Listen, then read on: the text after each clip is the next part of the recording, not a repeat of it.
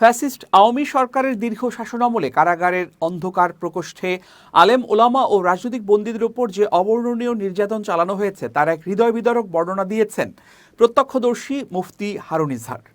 সম্প্রতি সামাজিক যোগাযোগ মাধ্যমে দেয়া এক পোস্টে তিনি কাশিমপুর কারাগারের সেই রুদ্ধদ্বার প্রকোষ্ঠের বিভীষিকা এবং বর্তমান রাজনৈতিক প্রেক্ষাপটে মিডিয়ার দ্বিমুখী আচরণের ব্যবচ্ছেদ করেন।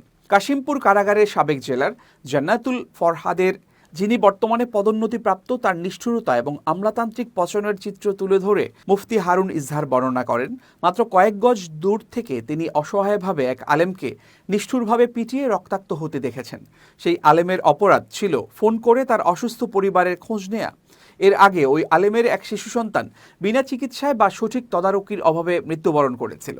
এমনকি কোলের সন্তানকে শেষবার দেখার জন্য তিনি প্যারোলে মুক্তি পাননি। কারাগারের লৌহ কপাটের সামনে দাঁড়িয়েই তাকে নিজের কলিজার টুকরোকে চিরবিদায় জানাতে হয়েছিল। তিনি আক্ষেপ করে বলেন, শত শত কান্না আর আহাজারির আমরা প্রত্যক্ষ সাক্ষী, যা দীর্ঘ সময় লোকচক্ষুর অন্তরালে চাপা পড়েছিল। পোস্টে মুফতি হারুন ইজহার দেশের মূলধারার গণমাধ্যমগুলোর কঠোর সমালোচনা করেন।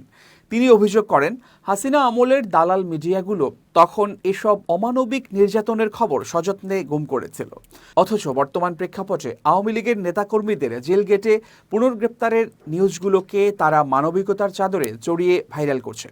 তিনি স্মরণ করিয়ে দেন যে জেলগেটে পুনর্গ্রেপ্তারের এই সংস্কৃতি খোদ আওয়ামী লীগই প্রতিষ্ঠা করেছিল, কিন্তু তখন মিডিয়া তাদের নৈতিক দায়বদ্ধতা থেকে মুখ ফিরিয়ে নিয়েছিল।